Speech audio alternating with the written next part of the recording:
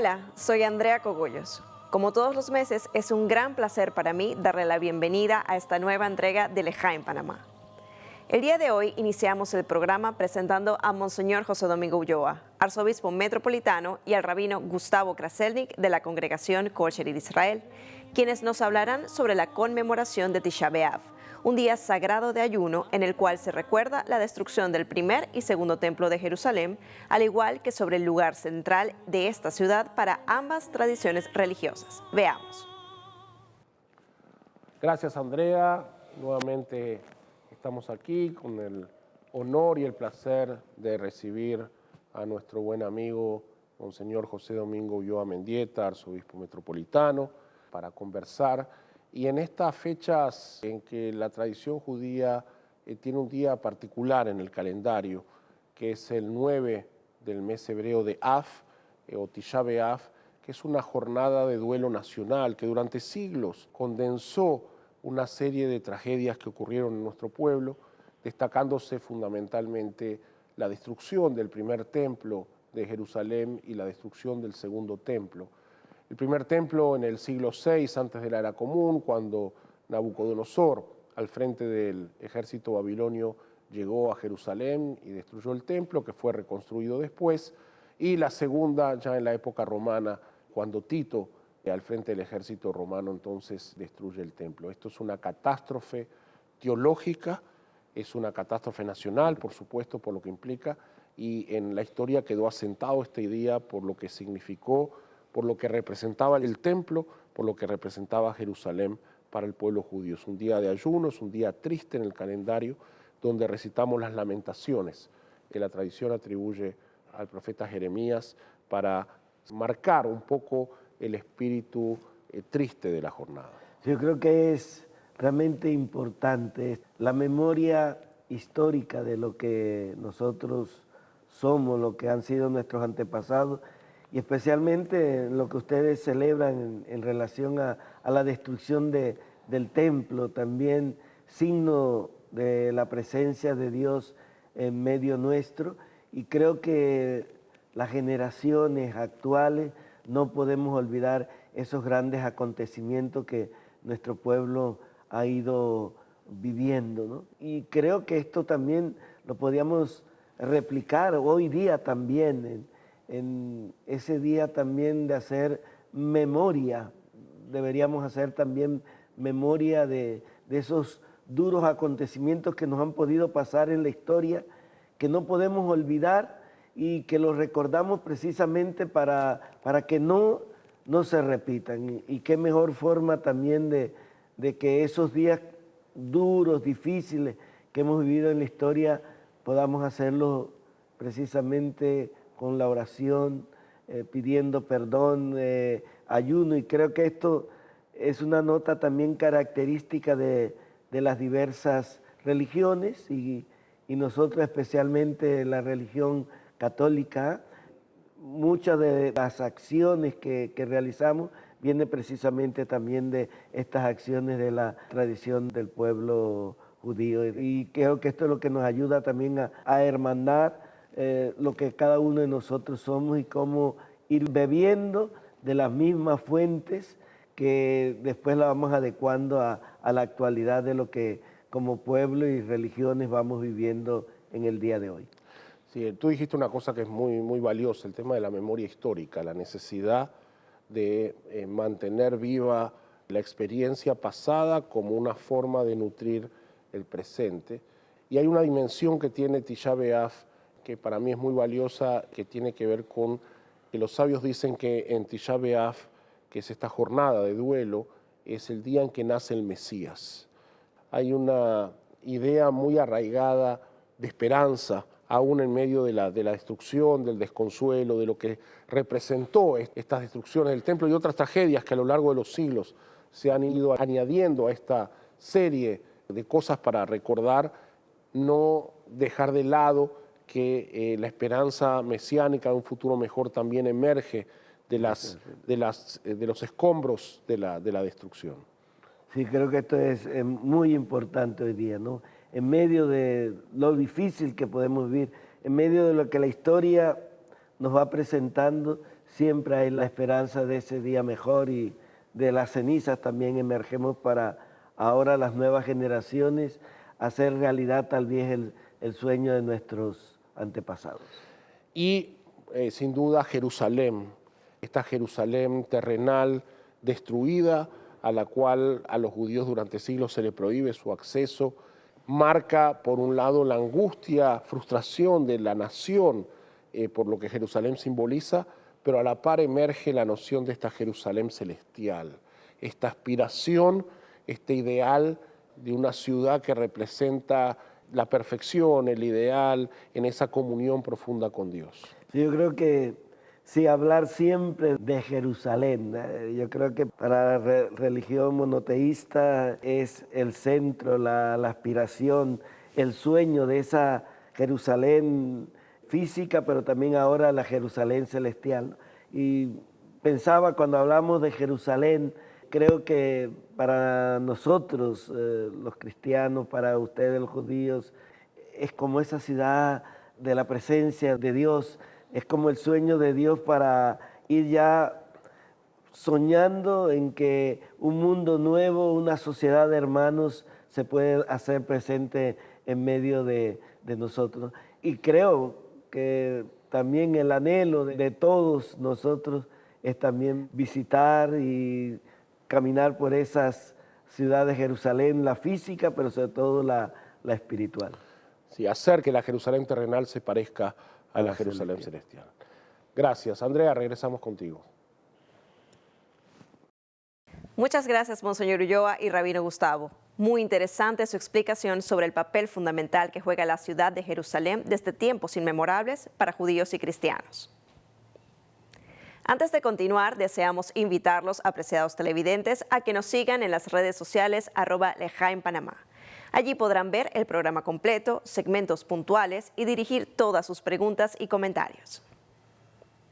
A continuación, le damos la bienvenida a David Misrache Fidanque, quien nos hablará de la participación y contribución de los judíos en la gesta independentista de 1903. Adelante. Gracias, Andrea. Nuevamente es un gran placer participar de este programa Lejain Panamá. En esta ocasión me gustaría hablar un poco de la participación de ciudadanos de fe judía en la gesta separatista de 1903 específicamente. Para eso voy a dar una pequeña introducción a la presencia judía en Panamá, que por supuesto no comenzó en 1903, sino que se remonta a la época colonial. Existen pruebas muy claras sobre el hecho de que había habitantes judíos en el Istmo de Panamá desde la llegada de los españoles, es decir, que llegaron con los españoles. En ese momento se trataba de lo que se llamaba criptojudíos, que eran judíos ocultos, es decir, ellos hacia afuera eran cristianos, pero dentro de sus hogares eran judíos y practicaban la fe judía. Ahora, esas personas obviamente vivían en la clandestinidad o vivían su vida religiosa en la clandestinidad. Eso cambia en 1821, nuevamente porque se abre la práctica del culto, se elimina la Inquisición en Panamá con la independencia de Panamá de España y empiezan a llegar otras migraciones judías a Panamá, ya que practican abiertamente su religión. Ya para 1876, lo que viene a ser 27 años antes de la separación de Panamá de Colombia, ya existía vida judía organizada en Panamá a través de la congregación Kol Sherit Israel, que todavía, por cierto, existe y es la que organiza este programa, cosa que para 1903 ya había institucionalidad dentro de la comunidad judía, había una comunidad principalmente de comerciantes, gente que tenía contactos internacionales, y al momento que se da la gesta separatista, muchos judíos simpatizan con esta. Hay una regla muy antigua en el judaísmo que dice Dina de Malkuta Dina. La ley del reino o la ley del Estado es la ley. El judaísmo reconoce la importancia y la obligatoriedad de la ley del país donde uno vive y por supuesto el respeto al país. Ya mencioné las leyes. Y yo creo que eso da pie a que probablemente lo más conocido es un banquero judío de nombre Joshua Lindo, accionista importante del banco Lindo y Pisa, que era un banco en ese momento en Panamá antes de la separación de Panamá de Colombia. Él apoya financieramente la gesta y particularmente al doctor Manuel Amador Guerrero. Él se encarga de financiar el viaje del doctor Manuel Amador Guerrero a Nueva York a gestionar con los Estados Unidos los términos de la construcción del canal, que pues para bien o para mal fue uno de los factores fundamentales que dan lugar a la separación de Panamá de Colombia. Hay anécdotas que dicen que el señor Lindo inclusive le pagó el hotel al doctor Amador Guerrero en Nueva York durante esa estadía, que culminó con pues, la declaración de la separación o la independencia en realidad de Panamá de Colombia.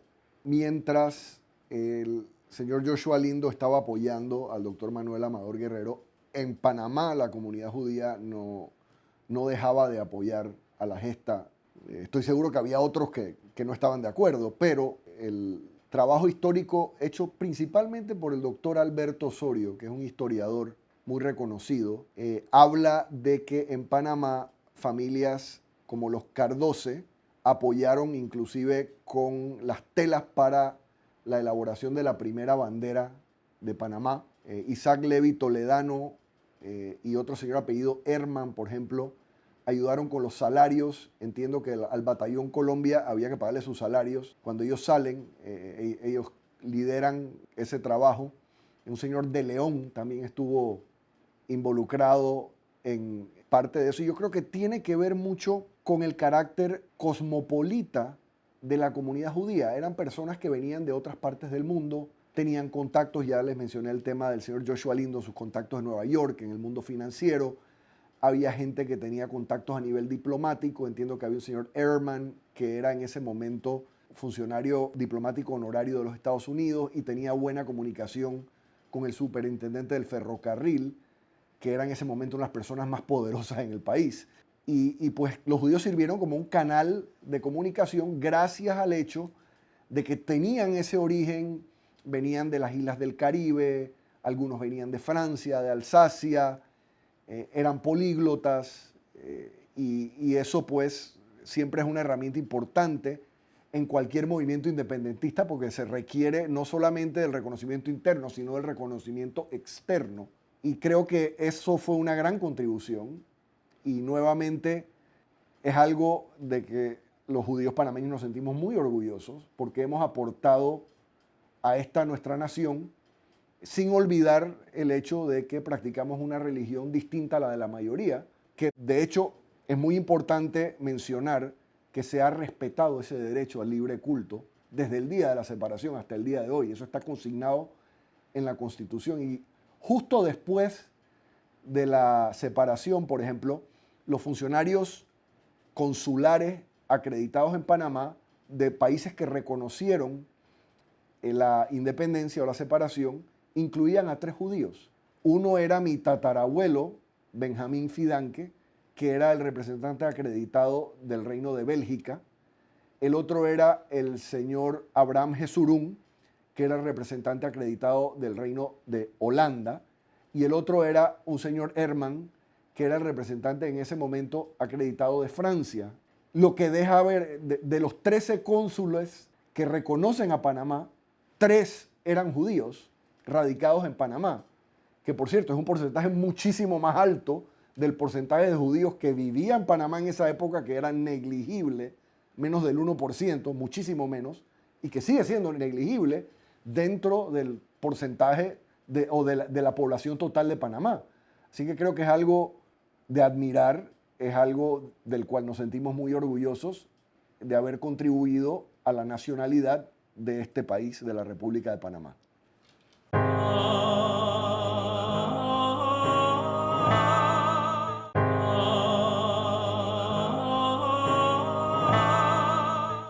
Y regresamos del cambio. Antes de continuar, me satisface de sobremanera anunciarles que el próximo jueves 15 de agosto, el Comité Interreligioso de Panamá, con el apoyo del municipio capitalino, realizará por segundo año consecutivo la Tarde de Templos Abiertos, en la cual salas de oración de diversas religiones estarán abiertas al público para la visita de todos aquellos interesados en conocer más de las distintas tradiciones religiosas que conviven en nuestro país, incluyendo nuestra congregación Kol Sharit Israel. Estén pendientes de los medios de comunicación y de las redes sociales para mayores detalles. Ahora me complace volver a recibir en nuestro programa a Daira Byrne, quien en esta ocasión nos deleitará preparándonos dos exquisitas y muy fáciles recetas, ambas utilizando berenjena. Qué gusto tenerte de vuelta, Daira. Bienvenida. Hola, Andrea. Estamos aquí en otra semana nuevamente con nuestros platos de cocina israelí, deliciosas. Hoy vamos a compartir dos recetas de berenjenas que se comen muchísimo en el Medio Oriente. Una es el baba ganoush y la otra es una berenjena que la vamos a asar y la vamos a colocar sobre una cama de una salsa que se llama tahina, que es a base de ajonjolí. Los ingredientes que necesitamos para ambas recetas, en este caso es un jugo de medio limón, paprika, comino, vamos a usar ajos confitados, que ahora les voy a explicar cómo se confitan, la salsa de tahine o el aceite de ajonjolí, que se puede conseguir en cualquier supermercado del país, aceite de oliva, limón y las berenjenas. Ambos platos se comen con pan pita. Bueno, vamos a empezar nuestra receta. Miren, la berenjena se puede hornear, pero yo prefiero hacerla sobre la hornilla de la estufa. Y les voy a decir por qué. Porque cuando lo hacemos sobre la hornilla de la estufa, quemamos toda la cáscara. Y cuando quemamos la cáscara y vamos a hacer nuestros platos, el sabor ahumado, el sabor a quemado es delicioso y le aporta muchísimo cuerpo a nuestro plato. Así que lo vamos a hacer en la estufa sobre la hornilla. Vamos a hacerlo. Bueno, ahora vamos a empezar a asar nuestras berenjenas. Para este plato yo prefiero estas berenjenas grandes. La berenjena chica tiene mucha semilla, es una berenjena que es más difícil entonces de manipular. Vamos a usar una berenjena grande, la colocamos directamente sobre el fuego. Tenemos la berenjena asando sobre la hornilla y le vamos a estar girando y dando vueltas hasta que ella esté completamente asada. Una vez esté completamente asada, lo que vamos a hacer es retirarla del fuego, colocarla en un envase plástico que tenga tapa para que ella sude y podamos limpiarla entonces de una forma más fácil. Así que vamos a esperar que nuestra berenjena esté lista para pasarla al envase plástico. Bueno, nuestras berenjenas ya se asaron y las pusimos, como les dije, en un envase plástico donde ellas van a sudar y van a quedar así, feitas, pero la verdad que son deliciosas. Para el baba ganoush, que es la primera receta que vamos a hacer, vamos a usar dos berenjenas. Aquí las vamos a retirar la cáscara de esta forma. Miren qué fácil, una vez que las hemos dejado sobre ese recipiente plástico, es muy fácil de retirar la cáscara.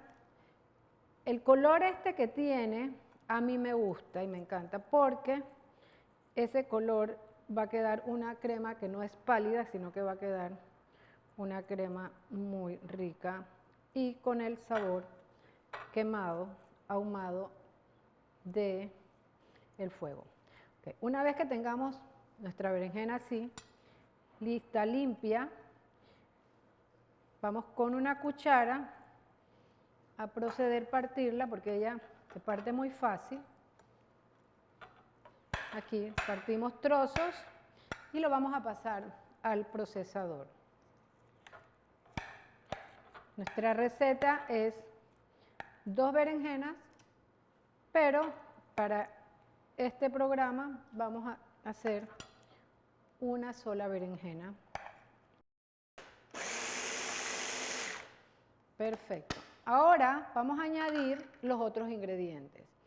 Esta receta de baba ganoush es especial o es diferente porque tiene ajos confitados. Los ajos confitados son dientes de ajo que hemos pelado enteros, le hemos añadido aceite de oliva, lo llevamos al fuego, muy bajo el fuego, por 30 a 45 minutos, hasta que nuestros ajos estén dorados, como lo van a ver acá, así, miren esos ajos, qué delicia. Entonces, esto se lo vamos a agregar a nuestra receta de baba ganoush con un poquito de aceite de oliva en este punto. Le vamos a poner una cucharadita de comino, un poquito de paprika. Esto es opcional y puede ser paprika picante para los que nos gusta el picante. Y limón, el jugo de medio limón. Todavía nos falta. Bueno, ahora le vamos a agregar la tahina, que es el ingrediente más importante o el que le da un sabor muy especial. Como estamos haciendo simplemente una sola berenjena, le vamos a poner 2 cucharadas generosas de tahina a nuestra berenjena. Y por supuesto, no se nos puede olvidar, sal al gusto. También, una vez que ya la han preparado, pueden volver a probarle la sal si creen que necesita más sal o no. Bueno, ahora la vamos a mezclar.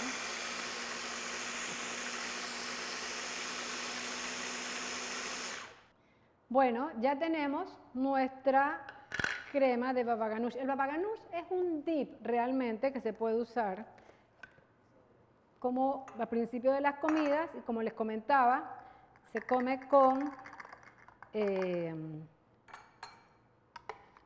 pampita. Vamos a emplatar nuestro baba ganoush de la siguiente forma. Vamos a ponerla así.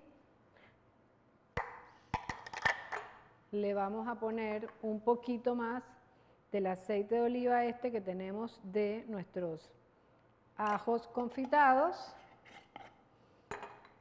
un poquito de paprika y ahora le vamos a poner un poquito de perejil picado, algo de verde, para darle sabor y color a nuestro plato de baba ganoush. Y aquí tenemos entonces nuestro baba ganoush, que será acompañado con pampita, que es delicioso. Bueno, ahora vamos a hacer la segunda receta que les había comentado, que también es con berenjena. Berenjena hatzil en hebreo, hatzilim en plural.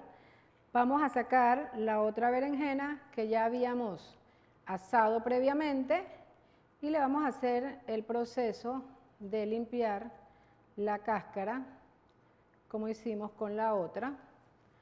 ¿Ven qué fácil? Vamos a quitar toda la que podamos del frente y dejamos un poquito en la parte de atrás. Esta receta tiene una salsa de tahina que la vamos a preparar ahora para que aprendan a hacerla en sus casas. Va a llevar media taza de pasta de sésamo o tahina, un diente de ajo molido, medio jugo de limón. Le vamos a poner en la mezcla sal al gusto. Con esto a mí me gusta un poquito saladito.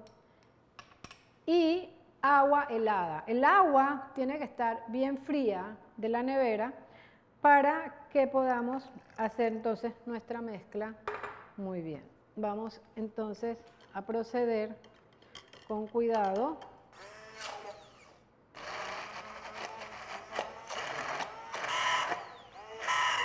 Miren cómo la mezcla se pone un poco dura por el agua, pero lo que hacemos es echar un poquito más hasta lograr la consistencia que queremos.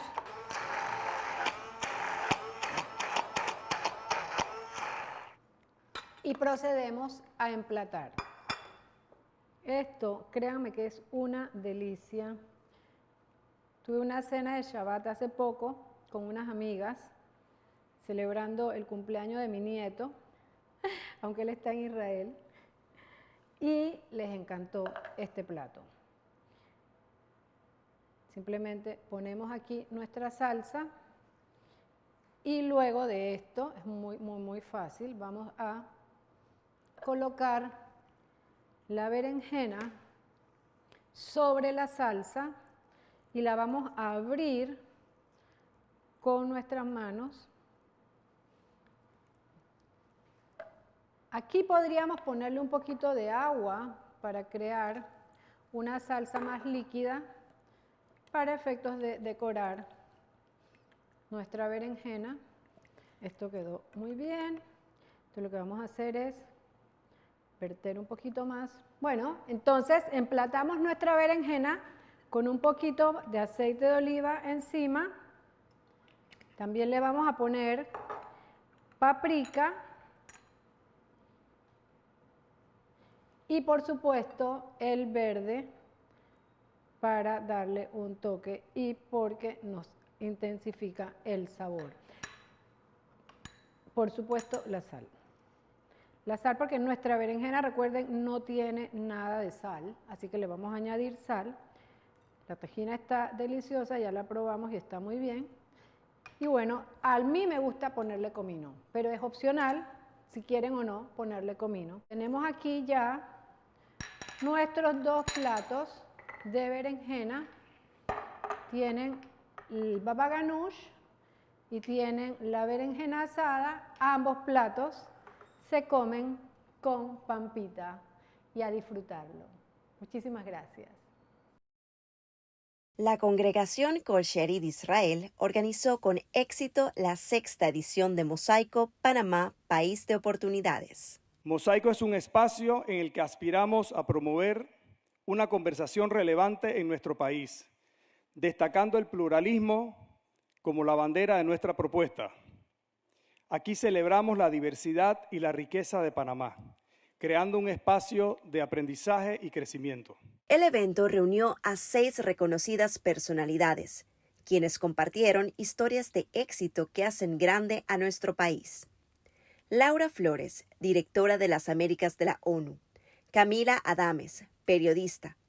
Raiza Banfield, arquitecta. Arnolfo Lavítola, escritor. Rolando Gittens, científico. Y Francisco Bustamante, economista, compartieron sus inspiradoras historias y visiones en un evento que permite conocernos mejor, compartir conocimientos y reflexionar sobre los desafíos y oportunidades que enfrenta nuestro país. Como cada año, Mosaico fue el punto de encuentro de personalidades del ámbito religioso, diplomático, empresarial y comunitario, interesados en construir un Panamá más inclusivo y con oportunidades para todos. Quiero, antes de invitar a nuestra siguiente panelista, recordar y agradecer nuevamente a nuestros patrocinadores, ASA, Compañía de Seguros, Banco General, Feduro, Fundación Causa Nuestra, Fundación Fidanque, Fundación Holzer, Panafoto, Tower Bank y TVN Media. Sus contribuciones hacen posible que Mosaico continúe siendo un espacio de reflexión y optimismo. Todas las ediciones de Mosaico están disponibles en video en nuestra página www.kolsherid.org. Te esperamos en Mosaico 2025, porque Panamá es un país de oportunidades. El Congreso Judío Panameño y la Embajada de Argentina en Panamá conmemoraron el aniversario del atentado terrorista perpetrado contra la sede de la Asociación Mutual Israelita Argentina el 18 de julio de 1994. El acto solemne contó con la presencia de autoridades gubernamentales, legisladores, líderes religiosos y miembros de la comunidad judía panameña.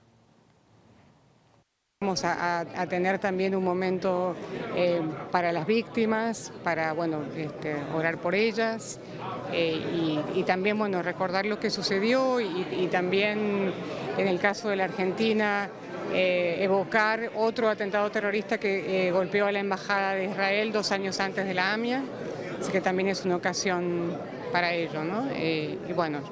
Vamos a ver algunos videos alusivos al tema. Y algunos temas musicales también relacionados con el ataque.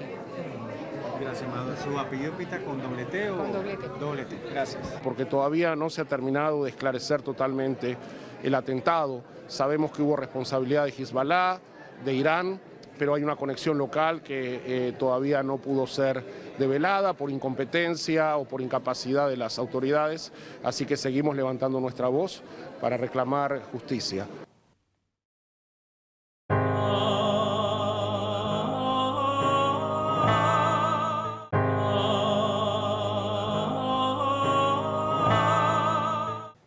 Y estamos de vuelta. En el siguiente segmento, apreciados televidentes tendrán la oportunidad de conocer una primicia cuando la periodista Alexandra Siniglio entrevista al rabino Gustavo Kraselnik, quien acaba de publicar su primer libro titulado Tratando de hacer lo correcto, que será lanzado durante la próxima Feria del Libro a mediados de agosto en el Centro de Convenciones Atlapa. Veamos. Gracias, Andrea, y hoy este segmento tiene una entrevista muy especial porque hoy nos acompaña el rabino Gustavo Kraselnik. Rabino, gracias por este espacio y además por esta primicia, podemos decirlo así, ¿no? Así es, Alexandra. Primera vez que comunicamos. Hoy estamos presentando, tratando de hacer lo correcto, el libro del rabino Gustavo Kraselnik. Es un honor para la Congregación Kol Sherit Israel poder presentar este libro y quisiera compartir con nuestra audiencia cómo se llegó a esta recopilación tan interesante de diferentes escritos a lo largo de los años.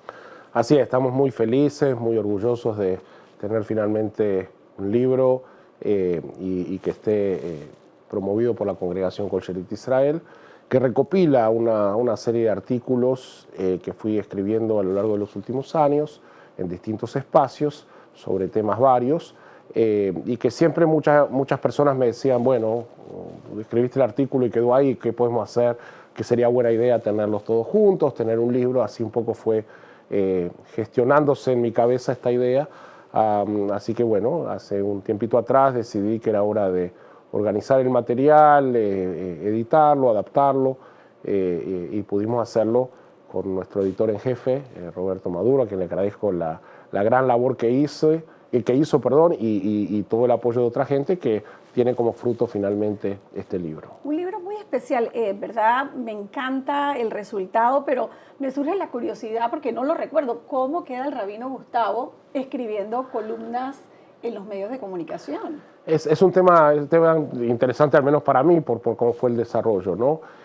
Siempre que llegué a Panamá, hace 22 años ya, publiqué esporádicamente en algunos medios de comunicación, tratando de compartir algo de lo que sentía que podía decir o esclarecer o educar sobre temas de la tradición judía, festividades, etc. En 2014 empieza a publicarse aquí en Costa del Este, donde está la sinagoga, un boletín del barrio, y me invitan a participar y tengo una columna que se llama Desde la Sinagoga. Y ahí comienzo a escribir entendiendo esta idea que estoy escribiendo para un público mayoritariamente no judío, a quien podemos compartirle algunas de las bellezas de la tradición judía. Entonces, de manera mensual, durante 5 o 6 años, escribí en este espacio. Hace 2 años y un poquito más, me invitan a tener un blog en midiario.com, que es el sitio web de la publicación Mi Diario, que es un sitio web bien visitado y bien interesante, y me resultó un desafío también escribir para un público no judío y más amplio territorialmente y en todo sentido. Y así que aquí escribí el primer tiempo con mucha más intensidad, escribí una columna semanal, y entonces, bueno, llegó esta idea de recoger muchas de estas columnas, ordenarlas, organizarlas, ver si le podíamos dar un formato que sea interesante para el lector, agruparlas por tema, sacar aquellas columnas que por ahí no eran relevantes o estaban muy asociadas a la coyuntura, y bueno, así nació este libro. Y súper interesante porque hay de todo tipo de temas, desde ética, religión, tradiciones judías, hasta temas como la superstición y temas de actualidad también, actualidad nacional, internacional. ¿De dónde saca la inspiración el rabino para escribir un artículo todas las semanas? Bueno, la adrenalina, ¿no? Yo soy de los que necesita adrenalina para que surja la inspiración. Pero no, creo que fue en ese ejercicio, en ese desarrollo que te comentaba antes, fue muy interesante porque, claro, yo empecé escribiendo de cosas específicamente o estrictamente judías, y en esta dinámica creo que me atreví a avanzar en temas que tienen que ver con la experiencia religiosa en general, no solamente judía, y temas de actualidad, siempre desde mi lugar, obviamente, como maestro y conocedor de la tradición judía, entendiendo que es posible que haya algo relevante para decir en la conversación de estos temas. Y sin quitarle un poquito la magia al libro, porque estoy segura que quienes vean la entrevista van a buscar el libro, podemos contarles un poco cómo fueron divididos por capítulos y cómo organizaron, junto a Roberto el editor, esa temática, ¿no? Para poder tener esa secuencia. Sí, nos pareció, primero una vez que seleccionamos los artículos que nos parecían relevantes, nos pareció importante buscar una conexión y una segmentación precisamente. Creo que uno de los aspectos valiosos del libro es que uno puede leerlo de corrido, como cualquier libro, puede elegir una unidad y leerla, o puede leer un artículo suelto y está muy bien, cada uno encuentra su recorrido. Y se lee fácil, se lee bien, es agradable. Sí, sí, el corrector gramatical, yo siempre me río porque creía que más o menos sabía escribir hasta que el corrector gramatical hizo unas observaciones muy correctas y muy ilustrativas. Él pone al final en su conclusión una cosa que me dejó tranquilo. Me dijo, el libro está en un lenguaje, no me acuerdo exactamente qué dijo, pero que no intenta ser pretencioso. Yo escribo, trato de escribir bien, usando la belleza del idioma, pero no pretendo ser así, un lenguaje rebuscado, con palabras difíciles que le compliquen la vida al lector o que trate de mostrar a la gente, uy, mira, mira qué bien que escribo con estas palabras difíciles, ¿no? Entonces, organizamos el material por capítulos. Hay un primer capítulo que se llama Tratando de hacer lo correcto, que es el que le da el nombre al libro, que tiene que ver lo que nos pareció que estaba asociado con la ética, ¿no? Para mí es muy importante, y para la tradición judía es muy importante entender que lo religioso necesariamente va amarrado a lo ético, ¿no? Hay una falsa dicotomía, una disociación muchas veces de que la religiosidad tiene que ver con lo ritual y que entonces no importa la parte ética, y yo no estoy de acuerdo, y para mí es un baluarte fundamental de la experiencia religiosa, y por eso este primer capítulo. Después hay un segundo capítulo que tiene que ver con reflexiones para la vida, a veces a partir de relatos bíblicos, a partir de otros textos, tratar de sacar algunas conclusiones, algunas reflexiones, algunas ideas que nos puedan servir para guiarnos en las complejidades de nuestra vida contemporánea. Hay un capítulo en donde recogemos los temas de las festividades del calendario judío, tratando de explicar los elementos básicos de las distintas celebraciones. Hay un capítulo sobre la sabiduría judía, ahí hay elementos que tienen que ver con lo que es la vida judía que tratamos de explicar, nuestros libros sagrados, nuestros espacios sagrados, nuestra concepción del tiempo. Hay un capítulo en donde aparecen los temas interreligiosos. Al encuentro con otros. Al encuentro con otros lo llamamos, sí. Nos parece valioso esta idea de resaltar la dinámica de la cooperación y el entendimiento interreligioso que es tan clara aquí en Panamá. Hay uno que es sobre temas coyunturales, que las situaciones de la realidad de nuestro país, de la realidad del mundo, ameritaban algún tipo de reflexión. Los desafíos del momento, ahí hablas del tema de la niñez, del tema de la paz. Sí, aquí cuando se aprobó la ley de protección integral a la niñez, o cuando empezó la guerra de Rusia con Ucrania, o después del 7 de octubre, también todos esos temas coyunturales, sí, que me parecía que más allá de que eran eventos específicos, había un elemento que nos pareció interesante compartir. Y finalmente hay un último capítulo que recoge un poco de todo lo que no entró en las categorías anteriores. Hay temas personales, hay una columna muy simpática donde yo explico que es un rabino. Mucha gente no tiene idea que es un rabino, entonces aprovecho ese espacio y otras cosas. ¿Y el de judío, hebreo o israelita me pareció también genial? Es que claro, la gente no sabe, me dice, perdón que use la palabra judío o no, digo no, bueno, entonces explico. Entonces, como estos no entraban en ninguna otra categoría, lo pusimos un capítulo amplio que recoge todos estos testimonios, ¿no? ¿Qué busca el rabino Gustavo con el libro?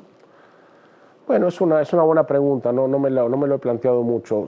A ver, entiendo que parte de mi tarea tiene que ver con hacer docencia.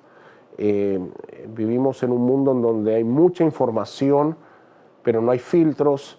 Se publican cosas en las redes, en los medios, muchas veces sin la evaluación o sin la garantía de que estamos diciendo cosas que son ciertas. Entonces a mí me parece que parte de mi tarea es hacer docencia principalmente en los temas propios de la tradición judía, hacia un público amplio, y sobre otros temas también poder aportar mi voz o mis aprendizajes de lo que los textos tradicionales judíos tienen para decirnos de estos temas, ¿no? Y como vengo de una tradición que cree en la palabra escrita como elemento fundamental de su experiencia, para mí un libro es algo importante, ¿no? El formato virtual es muy práctico, llega muchísimo más rápido, pero así también se difumina, ¿no? Entonces, a mí me parece que un libro físico, tenerlo, aunque sea un libro virtual, pero tenerlo, hojearlo, releerlo, de pronto retomarlo después de un tiempo, o recordarse esto de, me llamó la atención esto que apareció aquí, me parece que aporta algo más, y a mí me da mucho placer que sea eso una realidad. Y en el día a día tan rápido y tan ajetreado que vivimos todos, y en donde a veces estar pegado al celular consume mucho tiempo, tener como ese espacio de agarrar el libro, y a mí también me gusta el libro en papel, y poder como refugiarte en él y encontrar ahí como, siento yo de alguna manera, algunas gotas de sabiduría, de esperanza, de guía. Creo que es reconfortante también. Ojalá sea esa la percepción, pero sí, creo que el libro y el ejercicio de la lectura más detenida, más profunda, no en este sorfeo en las redes donde todo es muy rápido y leemos 2 o 3 líneas y no vamos a otra cosa. Entonces creo que hay una invitación a una lectura un poquito más detenida, ¿no? Me gusta que es un libro muy actual. Creo que aunque habla de muchos temas de la tradición y de la parte judía, que creo que hace una labor de docencia importante, es un libro que te aterriza al momento actual, que no se queda únicamente como en la tradición y en lo que dice la Torá, por ejemplo, ¿no? Y de qué forma puedes conectar tal vez con una generación más joven, que está ansiosa de conectar con otras cosas de alguna manera, ¿no?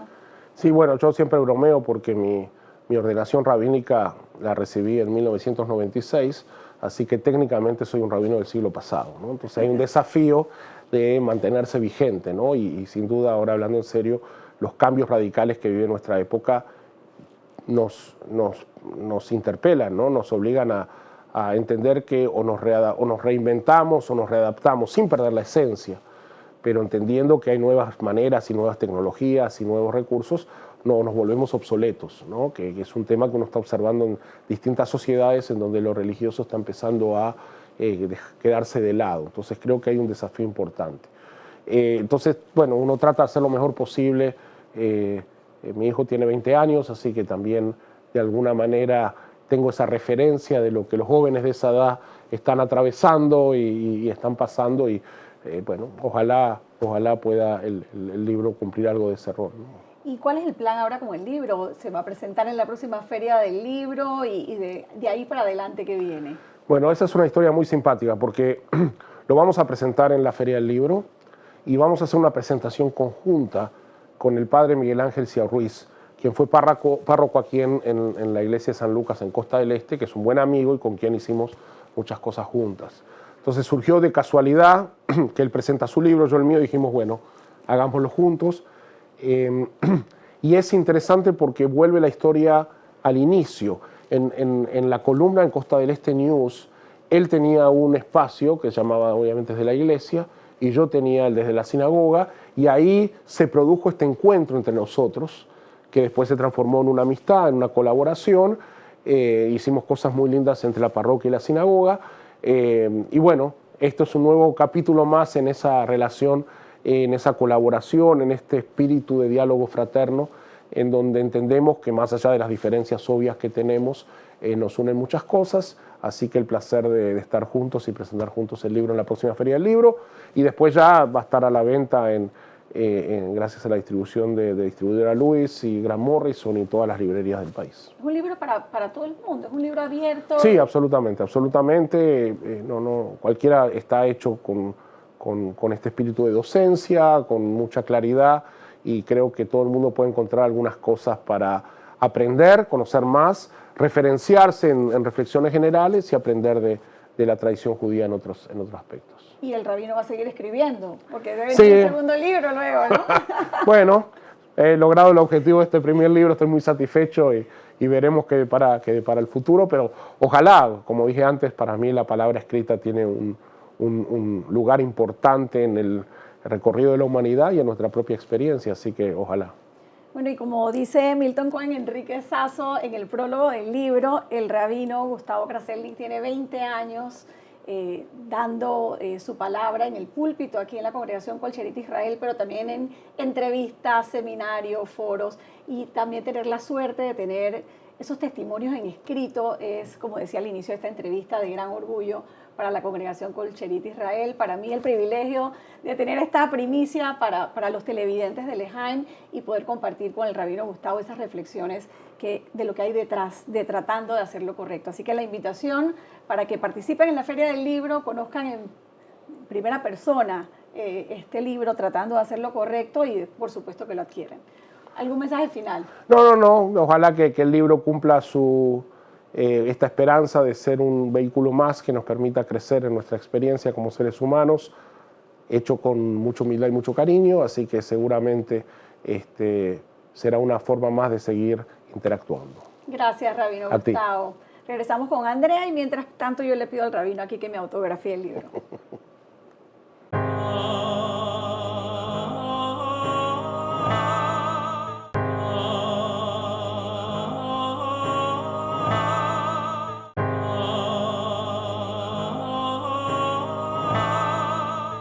Y regresamos. Qué interesante entrevista y qué bueno que se ve ese libro. Esperamos que todos ustedes asistan a la Feria del Libro a comprar este o cualquier otro libro. Esta feria es posiblemente el principal evento cultural y educativo de nuestro país que todos debemos apoyar. Ahora tengo el agrado de presentar a Nurit Meresman Azulay, cantora litúrgica de la Congregación Kol Sherit Israel, quien interpretará las bellas palabras del Salmo 118 con una melodía tradicional de nuestra congregación, Baruch Haba. Bienvenido el que llega en nombre de Dios. Escuchémosla. Baruch haba beshem Adonai. Bendito el que llega en nombre de Dios. Berachnuchem mi beit Adonai. Lo bendecimos desde la casa de Dios. Este pasaje bíblico aparece al final del Salmo 118 y se lo recita en la sinagoga en el marco del Halel, que es un conjunto de salmos de alabanza que se incluye en la liturgia de las festividades. Estas palabras del Salmo se recitan también al comienzo de la ceremonia de bodas, cuando se recibe a los novios bajo la jupá, bajo el palio nupcial.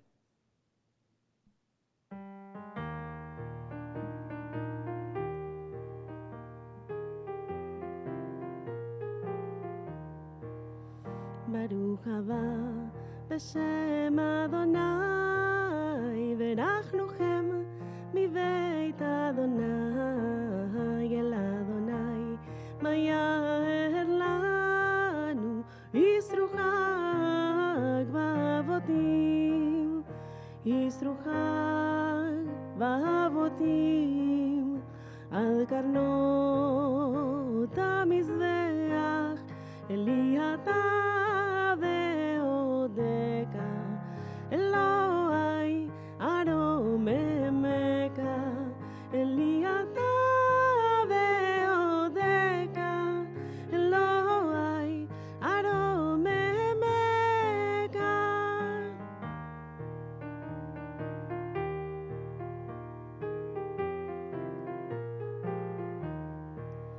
Baruch haba beshem Adonai, berachnuchem mi beit Adonai, el Adonai mayaher lanu, yisruchag va'avotim, yisruchag va'avotim, עד קרנות המזבח, לי אתה ועודך, אלוהי ארוממך, לי אתה ועודך, אלוהי ארוממך.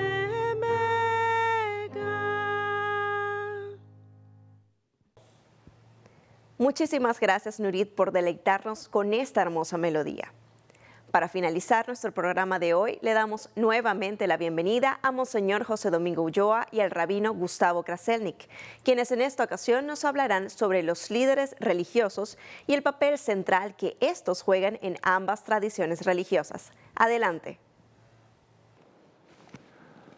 Muchas gracias, Andrea, y seguimos conversando aquí con Monseñor Ulloa y quería proponer en este caso hablar un poquito sobre los líderes religiosos, el rol del sacerdote, el rol del rabino, el rol del líder religioso dentro de la comunidad y fuera de la comunidad.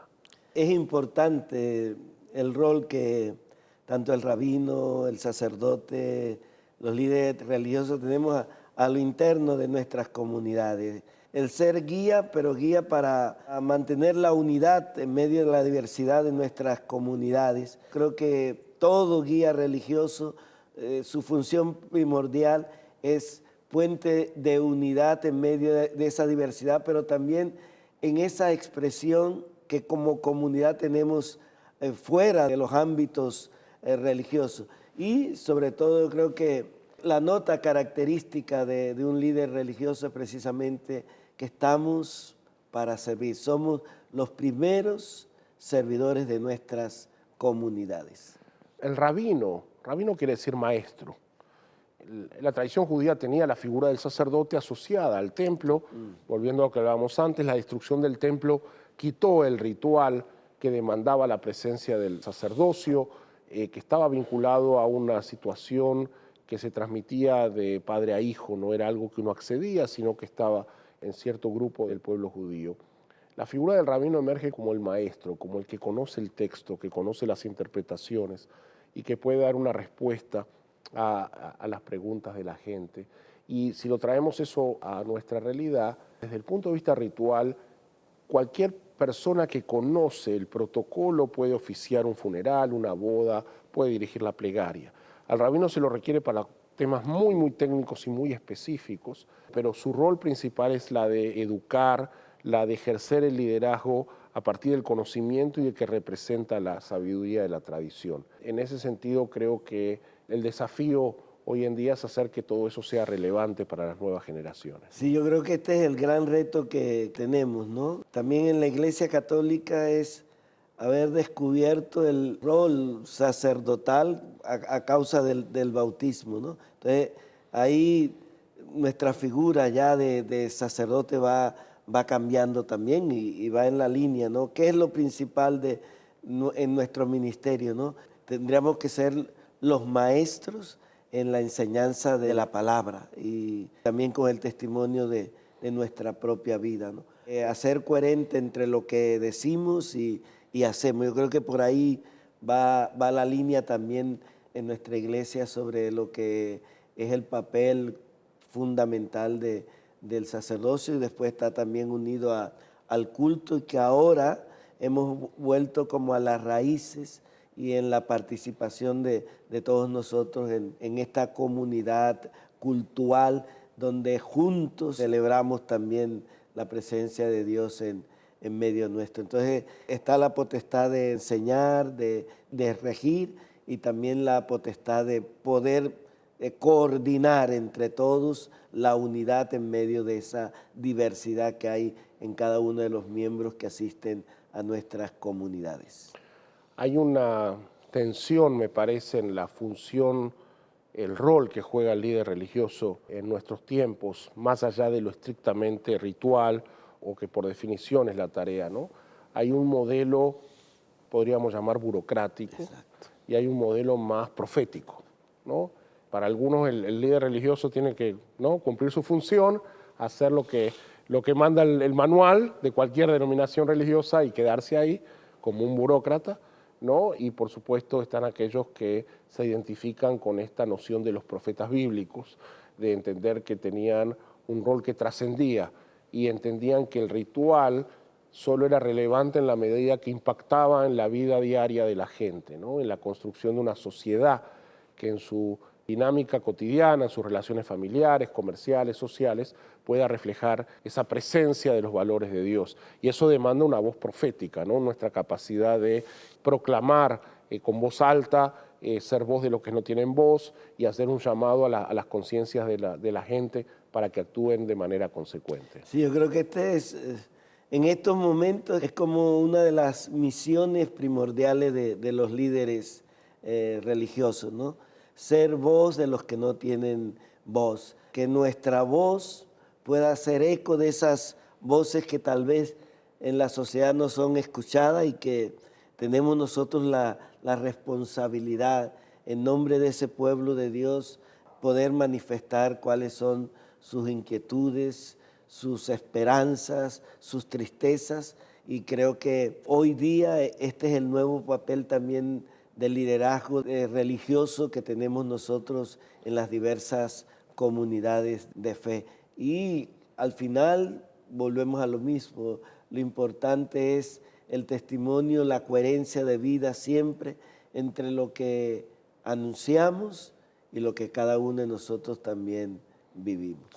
Sobre eso, el rabino Abraham Heschel, una de las grandes luminarias del siglo XX, hablando de educación, tiene una frase genial que a mí me gusta citar mucho. Él dice, no necesitamos mejores libros de texto, textbooks, sino que necesitamos text people, personas de texto, claro. Es decir, gente que con su ejemplo, con su testimonio, sean los que educan. Porque uno de los grandes, como tú decías, uno de los grandes desafíos es esto de ser consecuentes, que puedan nuestras acciones dar testimonio de lo que creemos y de lo que decimos, sino de lo contrario perdemos toda credibilidad. Sí, hoy día hablamos más con los gestos, con la coherencia de vida, que con la propia palabra, ¿no? Y también por allí se dice que hoy día la gente necesita más de testigos que de maestros, ¿no? Nuestra propia vida es la que va testificando eso que a veces que anunciamos nosotros con nuestras propias palabras, y ahí está también lo difícil, ¿verdad? Y el compromiso que tenemos los líderes religiosos al interno de nuestra comunidad, pero también afuera. Sí, compromiso, credibilidad y esta responsabilidad de ser testimonio. Creo que independientemente de la denominación religiosa, los líderes religiosos cumplen un rol vital como portadores de la antorcha de la tradición, pero también como expresión de cómo debe encaminarse la vida de cada uno para hacer realidad estos valores, esta cosmovisión que tienen sus enseñanzas sagradas. Gracias. Regresamos contigo, Andrea. Muchas gracias, Monseñor Ulloa y Rabino Gustavo, por sus atinados comentarios que nos ayudan a comprender el rol que juegan nuestros líderes religiosos en ambas tradiciones. No puedo terminar sin antes agradecer a Charity Shop, que me proporciona el vestuario que utilizo en este programa. Charity Shop, ubicado en San Francisco, vende ropa de segunda mano en excelentes condiciones y un porcentaje de sus ventas es donado a entidades benéficas sin fines de lucro. No dejen de visitarlo. Así, apreciados televidentes, llegamos al final de nuestro programa de hoy. Nuevamente, muchas gracias por su atención. Recuerden seguirnos en nuestras redes sociales @lejaenpanamá. Hasta la próxima.